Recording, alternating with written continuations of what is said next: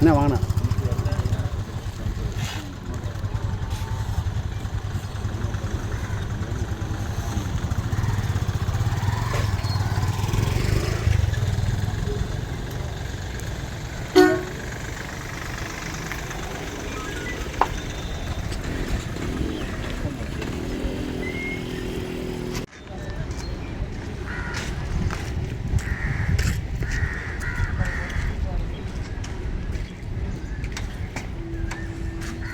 அப்படி போயிருங்களா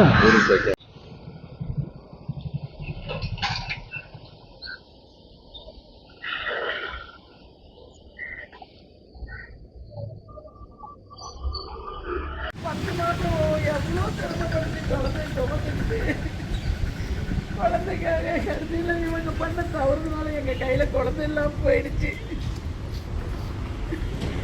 என் பொண்ணு ஒரு மனநிலையிலே இல்லைங்க. நைட்டில் தூங்கவே மாட்டேங்குது. பாப்பா பாப்பா அண்ணே அழுகுதுங்க. நாங்கள் எப்படிங்க தேத்துறது என் பொண்ணை? நீங்களா உங்கள் வீட்டில் இருக்கிற மாதிரி என் பொண்ணுக்கு ஒரு நீதி கிடைக்கணும். கண்டிப்பாக நினச்சி பாருங்க. நீங்களா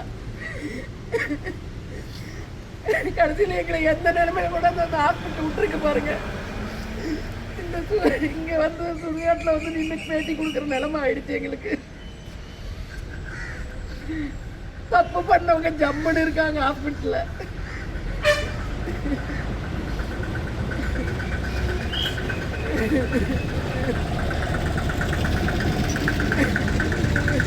அந்த ஹாஸ்பிட்டலுக்கு போயிடாதீங்க. எதிரிகளுக்கு கூட இந்த நிலைமை எங்க நிலைமை வரக்கூடாதுங்க. நீங்க என் பொண்ணு 10 மாசம் வந்து குழந்தை இல்லாம இருக்கு. வேற ஒரு சேனல்ல இருந்து வந்து எடுத்தாங்கன்னா வீடியோ பண்ணவே இல்லை, பப்ளிஷ் பண்ணவே இல்லை. தயவுசெய்து நீங்களாச்சும் பண்ணுங்க சார் ப்ளீஸ். அந்த அம்மா ஈஸியா 6 மாசம் கழிச்சு குழந்தை பெற்றுக்கலாம். ராதிகா அந்த குழந்தை போடா என்ன ஆகுது டாக்டர்? இதெல்லாம் டாக்டர் பேசுற பதிலாங்க சொல்லுங்க.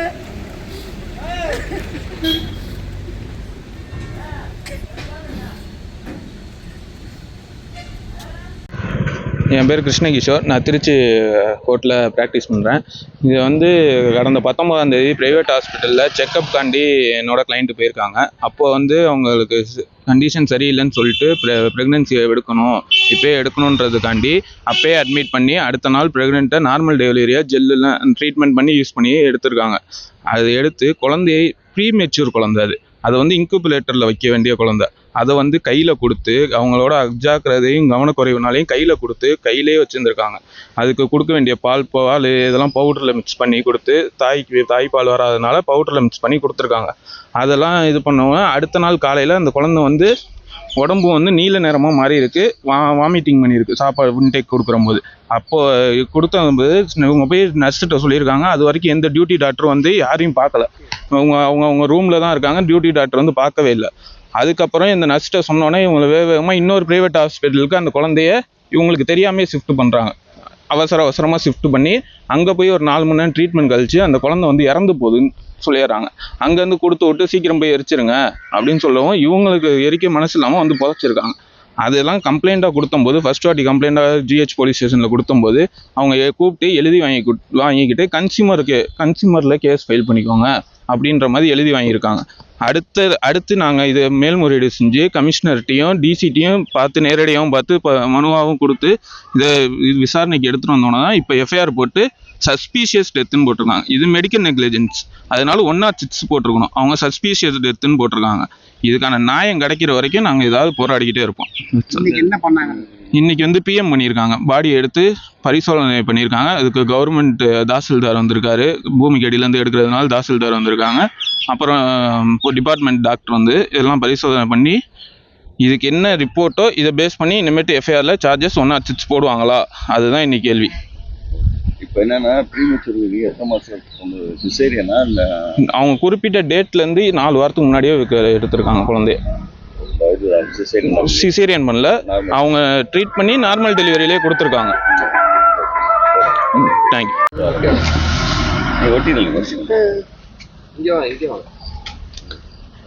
என் பேர் ராதிகா.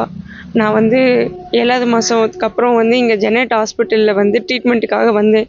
மே 19ஆம் தேதி வந்து செக்கப்புக்காக வந்த என்னை வந்து இது மாதிரி செக்கப்புக்கு வந்து நீங்கள் அட்மிட் ஆகுங்க, உங்களுக்கு கர்ப்பப்பை ஓப்பன் ஆகிடுச்சு அப்படின்னு சொல்லி அட்மிட் பண்ண சொல்லி அவங்க ஜெல் எனக்கு எந்த வலியுமே வரல. ஆனால் ஜெல் கொடுத்து தான் வந்து எனக்கு வலி வர வச்சு குழந்தைய எடுத்தாங்க. குழந்தைய எடுத்து 2 மணி நேரம் மானிட்டரில் வச்சுருந்தாங்க. மானிட்டரில் வச்சதுக்கப்புறம் வந்து எங்கள்கிட்ட கொடுத்துட்டாங்க, குழந்தை நல்லா இருக்கு நீங்கள் வச்சுக்கோங்க அப்படின்னு சொல்லிட்டு போயிட்டாங்க. ஆனால் என் குழந்தை வந்து 36வது வாரத்திலே பிறந்துருச்சு. மொத்தம் எனக்கு ஜூன் 18 தான் தேதி கொடுத்துருந்தாங்க. ஆனால் மே 20 குழந்தை பிறந்தும் குழந்தை நல்லா இருக்குன்னு சொல்லி என்கிட்ட கொடுத்தது இல்லாமல் வந்து எந்த டியூட்டி நர்ஸும் வந்து அடுத்த 13 மணி நேரம் அடுத்த நாள் மே 21 காலைல 7 மணி வரைக்கும் எந்த நர்ஸும் டாக்டரும் வந்து பார்க்கவே இல்லை. ஒவ்வொரு டைமும் நாங்கள் தான் குழந்தை வந்து பால் குடிக்கல அப்படின்னு சொல்லி நர்ஸ் வந்து பாருங்க அப்படின்னு சொன்னோம். எங்கள் அம்மா வந்து சொன்னாங்க, இது மாதிரி நைட்டு 1:30 மணிக்கு போயிட்டு நீங்கள் வாங்க குழந்தை ஒரு மாதிரி இருக்குன்னதுக்கு, இதுக்கெலாம் டாக்டர் வர சொல்லுங்கிறதுக்கு, இதுக்கெலாம் டாக்டர் வரமாட்டாங்க, நான் தான் வருவேன் அப்படின்னு சொல்லி வந்து அவங்க தான் வந்து பால் கொடுத்துட்டு போனாங்க. திருப்பி 5:30 மணிக்கு விடிய காலம் 5:30 மணிக்கு குழந்தை அனுத்துற மாதிரி இருக்குன்னு சொன்னோன்னே, போம்மா நான் ப்ரஷ் பண்ணுறேன் அப்படிலாம் சொல்லிட்டு அவங்க வந்து அவங்களோட முழு கவனக்குறைனால இன்னைக்கு என் குழந்தையே இல்லாமல் போயிடுச்சு. டியூட்டி டாக்டர் வந்து பார்த்துருந்தாங்கன்னா இந்த தவறு நடக்காமலே போயிருக்கும். ஆனால் டியூட்டி டாக்டர் பார்க்கல.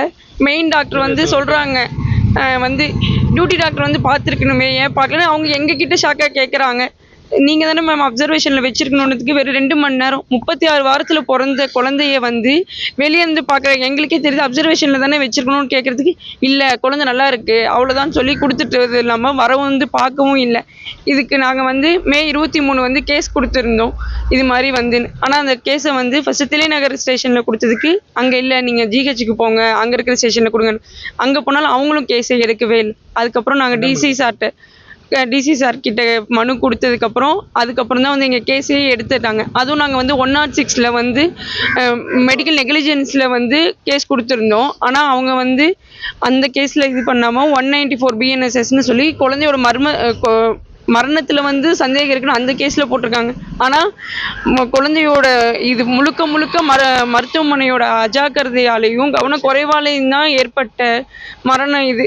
ஆனால் அந்த கேஸில் வந்து எங்களுக்கு இது பண்ணவே இல்லை. தயவுசெய்து நீங்கள் எல்லாருமே சேர்ந்தாச்சு எங்களுக்கு ஒரு நியாயமோ இது பண்ணுங்க. என் குழந்தை வந்து இப்போ இல்லை, எனக்கு கல்யாணம் 2020 ஆனது, இப்போதான் குழந்தை இதாக